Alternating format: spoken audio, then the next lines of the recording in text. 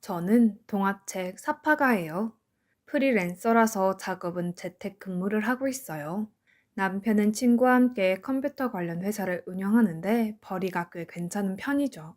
우리 집엔 저랑 남편 외에 시아버님도 함께 살고 있어요. 사실 아버님과 함께 사는 게 쉬운 일은 아니에요.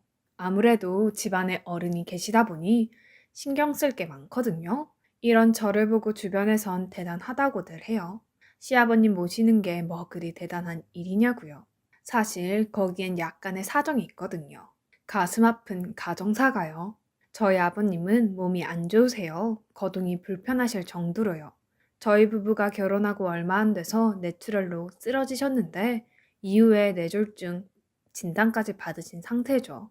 그 후로 거동은 물론 주위 도움 없이는 일상 생활도 불편한 상태예요. 저도 처음부터 몸 아픈 시아버지를 모시고 살 생각은 없었어요. 상황이 그러니 모시게 된 거죠. 제 남편은 사남매 중에 막내로 위로 형 둘과 누나 한 명이 있어요. 남편이 그러는데 자기는 어려서부터 집안의 눈에 가시였대요. 어머님과 형들 그리고 누나한테요.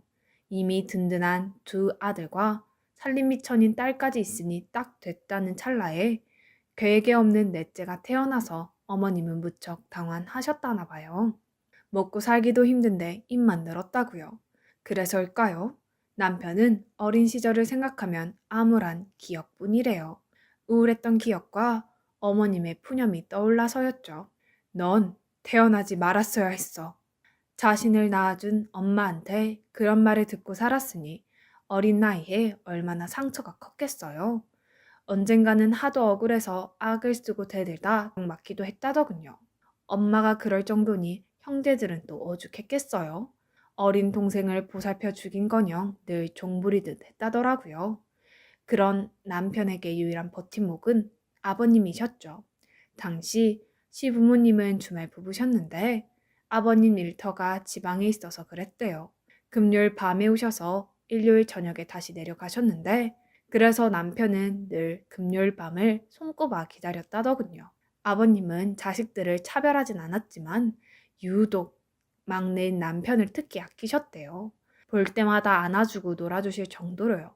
그러니 남편이 아버님을 좋아하지 않을 수가 없었겠죠. 아마도 어머님이 남편을 못마땅해 하는 걸 알고 계셔서 더 그러셨는지도 모르겠어요.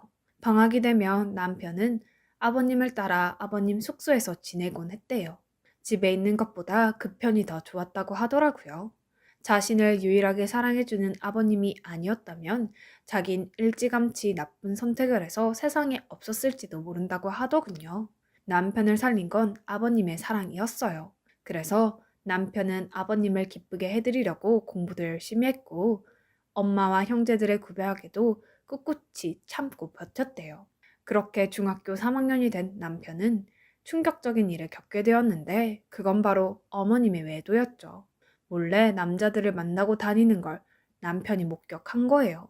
한 번은 아버님이 안 계신 틈을 타 새벽녘에 애인을 안방까지 불러서 놀았더군요. 사춘기였던 남편은 충격을 받았지만 아버님께 알릴 용기가 나지 않더래요. 혹시라도 부모님이 이혼을 하시면 아버님과 떨어져 살게 될까봐 어린 마음에 두려웠었겠죠. 그래서 어머님에 대한 분노를 속으로 삭힐 수밖에 없었고요. 그래서 더욱 공부에 매진했대요. 꼭 성공해서 아버님과 둘이 살려고요. 성적이 좋았던 남편은 대학에 가고 싶었지만 집안 형편을 알기에 욕심을 부릴 수만은 없었죠. 그렇다고 넋놓고 포기할 수도 없었고요. 그래서 중학교 3학년 때부터 그 나이에 할 수 있는 아르바이트는 다 했다나 봐요. 하지만 중학생 벌이가 오죽했을까요? 고작 해야 용돈 벌이 정도였죠. 그래서 빨리 취직해 돈을 벌어야겠다는 생각에 고1 담임 선생님께 상황을 얘기했더니 성적 장학금을 노려보면 어떻겠냐고 조언해 주시더래요. 그렇게 다시 남편은 희망이 생겼고 전보다 열심히 공부에 매진했대요. 게다가 이후로도 담임 선생님이 많은 도움을 주셨고 덕분에 남편은 수능 시험에서 고득점을 받을 수 있었죠. 이후 선생님께서는 장학금을 받고 입학할 수 있는 학교까지 알아봐 주셨대요. 그 덕분에 남편은 원하던 대학에 들어갈 수 있었고요. 하지만 남편의 합격 소식에 기뻐하는 건 가족 중 아버님뿐이셨대요. 심지어 형들과 누나는 남편이 대학에 합격한 사실조차 몰랐다는데요. 다들 살기 바빠서 그랬을 거라고는 하는데 아무리 그래도 그렇지 가족끼리 너무한 거 아닌가요? 아무튼 대학에 들어간 남편은 친구 덕분에 자취를 하게 됐고 덕분에 집을 나올 수 있었죠. 정확히 말하면 더부살이였어요. 잘 사는 친구가 자기 자취방 한 켠을 공짜로 내준 거였으니까요. 그렇게 남편의 대학 생활이 시작됐고 1학년 가을 우리 부부가 만나게 되었어요. 우리가 같은 학교를 다닌 건 아니고요. 제가 친구들과 남편의 학교 축제에 놀러 갔다가 만난 거였죠. 남편의 동아리 친구가 제 친구와 사귀고 있었거든요. 일종의 가지치기였죠. 남편은 제게 먼저 호감을 드러냈고 저도 선한 인상의 남편이 싫지 않았어요. 무엇보다 대화가 잘 통했거든요. 막차 시간에 몰려 이야기 중에 헤어져야 했는데 남편이 연락처를 묻더라고요. 메모지에 적어 건넸는데 며칠 뒤 남편이 제게 전화를 했더라고요. 이후로 우리는 몇 번 더 만나다가 얼마 후 사귀게 되었어요. 남편은 학교 수업에 아르바이트까지 눈코 뜰 새 없이 바쁜 와중에도 늘 저를 챙겼어요. 그렇게 성실하고 착한 남편이 참 믿음직스러워서 좋았고요. 그러다 남편이 군에 입대를 하게 됐고 우린 장거리 연애를 하게 됐어요. 한 번은 음식을 싸들고 면회를 갔는데 글쎄 남편의 얼굴에서 광이 나지 뭐예요. 어떻게 된 거냐고 물었더니 난생 처음 눈치 안 보고 삼시세끼 꼬박꼬박 먹고 사니까 마음이 그렇게 편할 수가 없네. 나 이러다 말뚝 받고 싶어지면 어쩌지? 그땐 그저 우스갯소리로만 들었었는데 나중에 남편이 살아온 얘기를 들어보니 그때 남편 심정이 이해가 가더라고요. 오죽 사는 게 힘겨웠으면 그랬을까 했죠. 그렇게 남편은 제대를 했어요. 그 사이에 저는 출판사에 취직을 했고요. 복학한 남편은 다시 예전처럼 알바와 학업을 병행하며 바쁜 생활을 이어갔죠. 그러던 어느 날 졸업을 한 학기 남기고 친구와 창업을 하겠다고 하더라고요. 게다가 사업에 전념하기 위해 자퇴까지 하고서요. 당연히 전 반대를 했죠. 사업이 잘 된다는 보장도 없는데 덜컥 자퇴를 해버리면 나중에 취직도 안 될 테니까요. 하지만 남편은 확신에 차 있었고 결국 제 만류에도 불구하고 학교에 자퇴서를 내버렸어요. 우린 그때 엄청 싸우고 한 달 가까이 냉전 상태로 보냈었죠. 그런데 창업 준비로 고군분투하는 남편을 보니 언제까지고 토라져 있을 수만은 없더라고요. 적어도 나만큼은 힘이 되어주자 싶어 먼저 손을 내밀고 화해를 했죠. 남편 회사는 컴퓨터 프로그램 제작과 스마트폰 앱을 다루는 회사였어요. 젊은 패기였는지 정말 자신 있었던 건지 남편과 친구는 자신감이 넘쳐 보였죠. 하지만 모든 일이 다 그렇듯 기반을 다지기까지는 시간이 따르기 마련이잖아요. 남편 회사 역시 그랬어요. 처음엔 고전을 면치 못하다가 우연히 기회를 잡게 됐죠. 시범 삼아 출시했던 스마트폰 앱이 입소문을 타기 시작했고 그걸 필두로 출시한 앱들이 연달아 히트를 친 거죠. 덕분에 회사는 궤도에 오르게 됐고요. 정말 기적 같은 일이었어요. 남편이 청춘을 갈아넣은 회사는 그렇게 조금씩 성장을 거듭했고 현재는 중소기업 수준의 매출을 올리는 회사로 거듭나게 되었어요. 남편의 노력이 빛을 발한 거죠. 당시 저는 출판사에서 사파 디자인을 맡고 있었는데요. 대형 출판사라 월급이며 복지도 괜찮아서 나름 안정적인 생활을 하고 있었어요. 그렇다 보니 슬슬 결혼을 꿈꾸게 되었죠. 하지만 아무리 기다려도 남편은 결혼 얘기를 꺼내지 않더라고요. 내심 서운한 마음이 들던 어느 날 남편이 회사를 찾아왔더라고요. 오랜만에 같이 저녁을 먹자면서요. 그런데 그 순간 전 알아버렸어요. 이 남자가 청혼을 하려고 왔다는 걸요. 평소 입지 않던 양복에 넥타이, 게다가 손에 땀이 나는지 자꾸 손바닥을 바지에 문대고 있었거든요. 저는 모른 척 시치미를 떼고 남편이 먼저 고백해주길 기다렸죠. 궁금했거든요. 이 부끄러움 많은 이 남자가 어떻게 청혼을 할지 말이에요. 그렇게 식사를 마치고 막 일어서려는데 남편이 제 손을 덥석 잡더라고요. 그리곤 떨리는 목소리로 말했죠. 나는 지금껏 한 번도 누려보지 못했지만 당신과 함께라면 따뜻한 가정을 꾸릴 수 있을 것 같아. 그러니 나와 결혼해줘. 라고 말이죠. 대단한 이벤트도 아니고 눈물 나는 멘트도 아니었지만 솔직하고 담백한 그 말에서 저는 남편의 진심을 읽을 수 있었어요. 그래서 흔쾌히 승낙했고 그날 우린 카페로 자리를 옮겨 그동안 하지 못했던 이야기를 나누었어요. 남편의 가정사에 대해서요. 자신의 어린 시절과 가족사, 그리고 힘들었던 성장 과정, 아버님에 대한 이야기까지 모두를요. 나직한 목소리로 담담히 이어진 남편의 얘기에 저는 눈물이 났어요. 20살 때부터 곁에서 지켜봤기에 힘들게 살아온 건 알았지만 그 정도일 줄은 몰랐거든요. 이번에 인사드리러 가보면 알겠지만 나한테 가족은 아버지뿐이야. 혹시 다른 사람들이 상처 주는 말을 해도 그냥 듣고 넘겨줬으면 좋겠어. 미안해. 내가 이런 놈이라서. 저는 그런 남편에게 걱정 말라고 했어요. 직장 생활 짬밥이 얼만데 그런 자리를 못 넘기고 있냐고요. 그러면서도 내심 걱정이 되긴 했죠. 앞으로 계속 볼 시댁 식구들이니까요. 그렇게 우리는 시댁에 인사를 드리러 가게 됐어요. 집에 가보니 남편 말대로 우리를 환영해주는 건 시아버님 뿐이더라고요. 어머님은 보자마자 빈정거리셨죠. 지 형들보다 먼저 결혼하겠다니 나하원 참 넌 장유유서도 모르니? 생전 연락 한 번 없다니 결혼할 때 되니 부모가 필요하긴 했나 보지. 배은 망덕한 놈 같으니라고. 시종일관 어머님은 남편을 깎아내리는 말만 해대셨어요. 그럼 어머님 앞에서 남편은 죄인처럼 고개를 숙이고 있었죠. 얘긴 들었지만 막상 눈앞에서 보니 가슴이 메어졌죠. 우린 그날 최대한 감정을 억누른 채 시어머니의 푸념을 듣다가 저녁도 제대로 못 얻어먹고 쫓겨나다시피 나왔어요. 분하고 화가 났지만 나보다 힘들 남편을 생각해 꾹 참았어요. 반면 우리 집에서는 남편을 반갑게 맞았죠. 이미 부모님과는 학부 때부터 얼굴도 익힌 데다 밥도 몇 번 먹었던 사이라서 마치 아들 대하듯 자연스럽게 대해주셨거든요. 남편은 자기 집에서와는 달리 밝고 활기찬 모습이었고요. 그런 모습을 보니 저도 정달아 기분이 좋더라고요. 가여운 사람 처가에 살아도 대접받고 살게 해야겠다 마음먹었죠. 그리고 얼마 뒤 양가 상견례가 있었어요.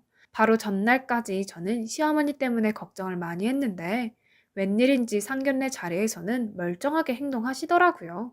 아무래도 사돈 앞이라 그런 거겠지만요. 우린 둘 다 모은 돈이 많지 않아서 조촐하게 친척들과 친구들만 불러 식을 올리기로 했어요. 그렇게 결혼식 당일이 되었고 우린 별탈 없이 식을 올릴 수 있었어요. 그런데 결혼하고 얼마 안 돼 일이 터지고 말았죠. 아버님이 쓰러지신 거예요. 병원에 가보니 뇌졸중이라고 하더군요. 그런데 그 말을 들은 시어머님이 세상을 다하단 사람처럼 곡을 하시지 뭐예요. 전생에 내가 무슨 죄를 지어서 저 인간 병술발까지 해야 돼? 지질이 복도 없지. 아이고 내 팔자야. 사람들이 쳐다보는데도 아랑곳 않고 자신의 팔자 타령을 하시더라고요. 그 모습을 본 남편은 주먹을 부르르 떨었어요. 저는 남편이 무슨 짓이라도 벌이지 않을까 가슴을 졸였어요. 한참을 곡을 하던 시어머님은 저희 부부를 보며 그러시더라고요. 니네 형 누나들 바쁜 거 알지?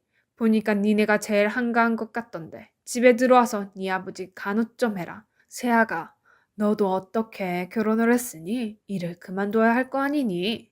시집 온 지 얼마 안 된 며느리한테 시아버지 병수발 다 남기는 것도 모자라 뭐가 그리 당당한 건지 이해가 안 됐죠. 게다가 들어와서 병수발을 하라니 말인즉슨 시집살이를 하라는 거잖아요. 하루아침에 시집살이에 병수발까지 하게 되다니 기가 막혀서 말이 안 나왔죠. 아버님 간호까지는 어떻게 봐주겠는데 그래도 이건 아니죠. 그런데 남편은 흔들리는 것 같았어요. 그날 밤 남편은 제게 아버님을 우리가 모셔야 할 것 같다고 하더군요. 하지만 그러기엔 우리 집은 무리였죠. 세 사람이 살기엔 우리 집은 좁았거든요. 게다가 환자를 모시는 거라 더더욱이요. 그런 제 말에 남편은 눈물까지 흘리며 부탁을 했어요. 그 눈물을 보니 저는 안 된다고만 할 수는 없었죠. 그래서 그래 내가 한번 참아주자 했죠. 그렇게 우린 시댁과 합가를 결정했어요. 저는 출판사에 사직서를 내고 본격적으로 아버님 병간호에 나섰죠. 그런데 제가 어머님 대신 당신 남편 병수발까지 들고 있는데도 어머님은 손 하나 까딱 안 하시지 뭐예요. 게다가 잔소리는 또 어찌나 해대시는지 누가 보면 제가 시댁에 친정아빠 모셔와 사는 줄 알겠더라니까요. 성질 같아선 다 엎어버리고 싶었지만 남편을 봐서 꾹 참았어요. 비록 거동은 힘드시지만 볼 것, 들을 것 다 아시는 아버님은 저를 볼 때마다 눈시울을 붉히며 어눌한 말투로 미안하다고 하시더군요. 그 모습이 어찌나 짠하던지 울컥했었죠. 그와는 달리 어머님은 절 괴롭히는 것도 모자라 툭 하면 아버님 옆에서 곡을 하셨죠. 아, 저 인간 차라리 요단강이나 건널 일이지. 정말 인간 같지도 않더라고요. 아버님 앞에서 서슴없이 그런 소리를 해대는 걸 볼 때마다 저는 오기가 생겨서 아버님 병간호를 그만둘 수 없었어요.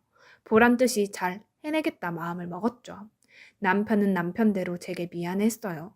살림하랴, 시집살이하랴, 아픈 시아버님 간병하랴.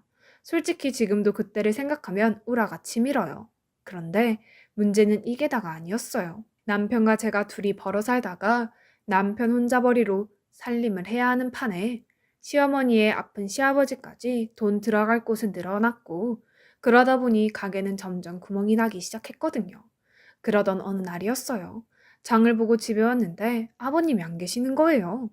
거동도 불편하신 분이 혼자 밖에 나가셨을 리도 없고 그래서 어머님께 달려가 아버님 행방을 물었죠. 그런데 글쎄, 응, 요양원 갔어. 이러시지 뭐예요. 저는 갑자기 무슨 요양원이냐고 되물었지만 어머님은 엉뚱한 소리만 해댔죠. 내가 네 고생 덜어준 거야. 고마운 줄이나 알아. 내가 아는 지인이 운영하는 요양원이 있는데 거기서 받아주겠다고 하길래 보냈다. 돈 걱정은 말아라. 내가 낼 테니. 기가 막혔어요. 아니, 그런 일을 가족과 상의도 없이 혼자 그렇게 해버리다뇨. 저는 당장 남편한테 전화해서 이 사실을 알렸어요. 그랬더니 남편이 한 걸음에 달려왔더라고요.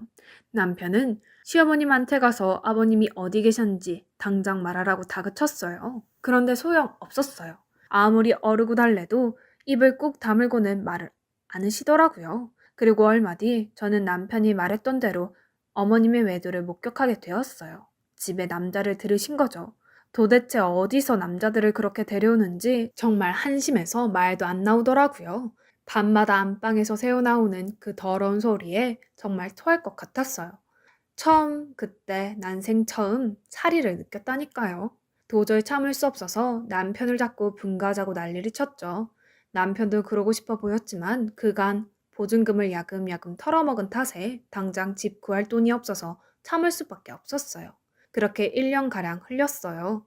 남편은 그 사이 전국 요양원을 다 뒤졌지만 그런데도 아버님의 행방을 찾을 수가 없었어요. 그러던 어느 날이었어요. 상황이 급반전되는 일이 벌어진 거예요. 그날은 주말이라 어머님과 남편 모두 집에 있었거든요. 그때 초인종 소리가 들렸어요. 나가보니 대문 앞에 아버님 연배 어르신이 서 계시지 뭐예요. 혹시 집안 어른인가 싶어 남편을 불러서 아는 분이냐고 물었죠. 모른다더라고요. 그런데 네가 혹시 윤수냐? 제 남편 이름을 모르시더라고요.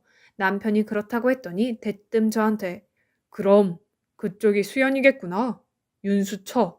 제 이름까지 아시더라고요.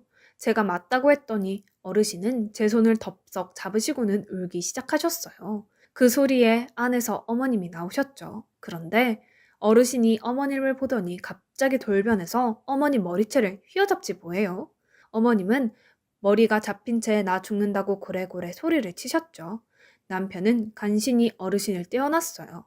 어르신은 여전히 화가 안 풀리는지 씩씩대며 그러시더군요. 망할 것, 멀쩡한 지 남편 버리고 어디 뻔뻔하게 얼굴을 들이밀어 천벌 받을 년 같으니라고. 어르신은 어머님을 향해 욕설을 내뱉으시고는 남편 손을 잡아 끌었어요. 윤수야, 가자. 네 아버지 찾으러. 어르신의 말에 남편은 동요하기 시작했죠. 그리고 뭐에 홀린 사람처럼 차키를 들고 나와 어르신과 저를 태웠어요. 그런 남편을 보고 어머님은 콧방귀를 끼며 그러시더군요. 저 미친 영감탱이가 퍽이나 알겠다. 남편은 그러거나 말거나 차에 시동을 걸었어요. 저는 일단 자초지종부터 듣고 움직여도 움직이자 했지만 남편은 아버님 얘기에 눈이 뒤집혀서 막무가내였죠. 남편은 어르신이 건넨 주소를 향해 차를 몰았어요. 솔직히 저는 반신반의했고요. 그런데 가는 차 안에서 어르신이 그러시는 거예요. 아버님과 어르신은 수십 년 전 군대에서 만난 선후임 관계라고요.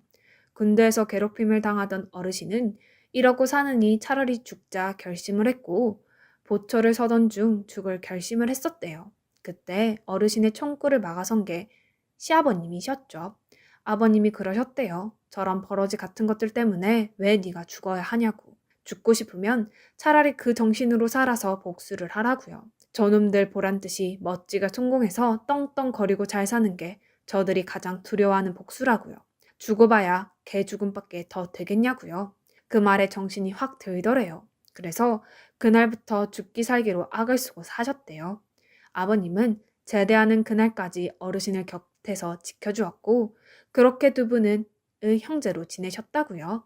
하지만 제대 후 얼마 안 돼 어르신 가족은 미국으로 이민을 가버렸고 먹고 사느라 바빠서 연락도 못하고 사셨다고요. 그렇게 아버님과 연락이 끊어진 거고 그러다 은퇴 후 생활에 여유가 생겼고 유독 아버님 생각이 간절해서 무작정 한국을 방문하셨대요. 수소문 끝에 가까스로 아버님과 재회할 수 있었다네요. 얘기를 들어보니 우리가 결혼을 하던 그 시기쯤 같았어요. 이후로 한동안 통화도 하고 편지도 주고받았었는데 갑자기 또 연락이 끊어졌다더군요. 아마 아버님이 쓰러지신 그 시기였던 것 같아요. 그런데 얼마 전 아버님한테 편지 한 통이 도착했고 편지를 보고는 한국으로 바로 들어오셨다더군요. 지금 찾아가는 주소지가 바로 편지에 적힌 주소였대요. 편지 내용이 삐뚤빼뚤한 글씨로 빼곡히 차 있었는데 그 내용을 읽고는 도저히 참을 수가 없었다고 하시더군요. 편지 내용은 대략 이러했어요. 어머님이 애인과 작당해 자신을 외진 요양원에 보내버렸고 유일하게 자신을 보살펴주던 막내 아들 내외와도 연락을 끊어버렸다고요. 이 편지를 받거든 막내 아들 내외를 찾아가 자신이 있는 곳으로 와달라고 부탁 좀 해달라고요. 그 편지를 요양원에 봉사활동을 하러 온 학생한테 부탁해서 어렵게 보내셨던 모양이었어요. 어르신은 집으로 전화를 할까 편지를 쓸까 고민을 하시다가 혹시라도 어머님이 먼저 받고 손을 쓰지 않을까 걱정이 돼서 직접 오셨다더군요. 그 말을 전해들은 남편은 갓길에 차를 세우고 한참을 울었어요. 저는 그런 남편을 달래주다 저도 같이 울음을 터뜨렸죠. 정말 어머님은 인간도 아니었어요. 우린 산길을 한참 달려 숲속에 외진 요양원을 찾을 수 있었고 그곳에 아버님이 계시다는 걸 알 수 있었어요. 하지만 병원 측에선 환자를 내어줄 수 없다고 하더라고요. 보호자인 어머님 동의 없이는 절대 안 된다고요. 할 수 없이 우린 경찰을 불렀어요. 그리곤 어르신이 받았던 아버님 편지를 보여주고 내막을 설명했죠. 그렇게 우여곡절 끝에 우린 아버님을 만날 수 있었어요. 휠체어를 타고 나오시는 아버님을 보자 남편은 달려가 와라 끌어안고는 아이처럼 엉엉 울었죠. 아버님도 그렇고요. 그 모습에 그 자리에 있던 사람들 모두 펑펑 눈물을 흘렸어요. 아버님은 그 사이 상태가 많이 좋아지신 것 같았어요. 어떻게든 살아나가기 위해 재활 훈련을 열심히 하셨대요. 그 길로 우린 아버님을 서울에 있는 요양병원에 모셨어요. 그리곤 어르신의 도움을 받아 변호사를 선임했죠. 사악한 시어머니를 고소하려고요. 변호사와 상담을 해보니 노인 방치 학대 등으로 고소할 수 있다고 했어요. 아무래도 남편은 자신의 어머니를 고소하는 게 쉽지 않은 것 같았지만 결국 고소하기로 마음을 굳혔고요. 저 역시 남편 뜻을 따르기로 했고요. 하지만 한 집에 살면서 어머니를 고소한다는 게 내심 찝찝하긴 했어요. 지금까지도 그랬지만 앞으론 더더욱 집이 지옥처럼 느껴질 게 뻔했으니까요. 그렇다고 당장 나가 살 집도 없어서 걱정을 하고 있었는데 뜻밖에도 어르신께서 자신의 명의로 된 아파트를 내주시겠다는 거였어요. 어차피 본인은 미국에서 살고 있어서 관리하기도 힘들다면서요. 마침 비어있으니 들어가 살라고 하시더군요. 저희가 돈을 모아 독립할 수 있을 때까지 무료로 쓰라고요. 하지만 남편과 전 선뜻 그러겠다고 할 수 없었죠. 그렇잖아요. 서울의 아파트가 한두 푼도 아니고 전세값만 해도 수억인데 우리 부부가 난감한 표정으로 말이 없자 어르신이 한 가지 조건을 거셨어요. 대신 아버님을 모시는 게 조건이라고요. 안방에 환자 병상이랑 필요한 의료품을 넣어줄 테니 성심성의껏 아버님을 잘 모시라고 하셨죠. 아버님은 자신의 생명의 은인이니 이 정도는 해드려야 자신도 마음이 놓으시겠다고요.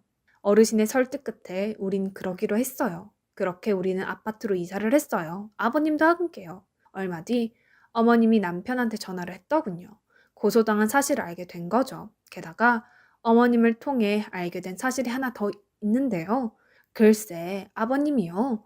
어머님한테 이혼을 요구하셨다지 뭐예요. 게다가 어머님의 상간남들 모두에게 간통에 대한 위자료까지 청구하셨고요. 어머님이 살고 있는 집도 부동산에 내놓으셨더라고요. 어머님은 하루아침에 거지꼴이 됐다고 남편한테 아버님 마음 좀 돌려달라 사정을 했다는 거예요. 당연히 남편은 거절했죠. 그런데 더 웃긴 사실이 뭔지 아세요? 아버님이 상간남들한테 위자료를 청구했다는 소식을 듣곤 남편, 형제들이 쪼르르 저희 집으로 몰려왔지 뭐예요. 평생 한번 챙기지도 않더니 양갱이며 화과자까지 사와서는 아버님한테 그 돈 받으면 좀 나눠주십사 부탁을 하더라고요. 사업이 어렵다느니 애들 교육비가 부족하다는 등 갖가지 이유를 대면서요. 그 모습에 아버님은 힘겹게 말씀하셨죠. 똥바가지를 퍼붓기 전에 이 집에서 썩 나가라고요. 그랬더니 다들 본색을 드러내더군요. 돈 내놓으라고 난리굿을 피우더라고요. 참다 못해 제가 경찰에 신고했어요. 정말 인간들이 하나같이 어쩜 그렇게 어머님을 쏙 빼다 박았는지 피는 못 쏟겠더라고요. 참, 얼마 전에 어머님 고소건에 대한 판결이 났어요. 노인 학대죄가 적용되긴 했는데 형은 몇 개를 안 나왔더라고요. 하지만 남편은 그나마도 마음이 편치 않은 것 같았어요. 당연하죠. 자기 어머니인데. 그리고 저는 앞서 말씀드린 대로 전에 거래하던 협력 업체로부터 하청을 받아 동아 사파가로 일을 하고 있어요. 재택근무를 하는 거라 아버님 간병을 하면서 진행하고 있죠. 솔직히 살림하랴 일하랴 간병하랴 힘들긴 한데요. 그래도 우리나라 복지 정책이 잘 되어 있어서 기관에서 간병 도우미도 보내주셔서 그나마 덕 좀 보고 살고 있어요. 그렇게 파란만장한 남편의 가정사는 이렇게 전화위복으로 끝을 맺었어요. 이번 일을 보며 그런 생각이 들더라고요. 무심코 행했던 선행 하나가 큰 복이 되어 돌아올 수 있다고요. 그래서 저도 아버님 잘 모시고 착하게 살려고요. 착하고 성실한 남편 내줘도 잘하고요. 그럼 언젠간 저도 복 좀 받겠죠?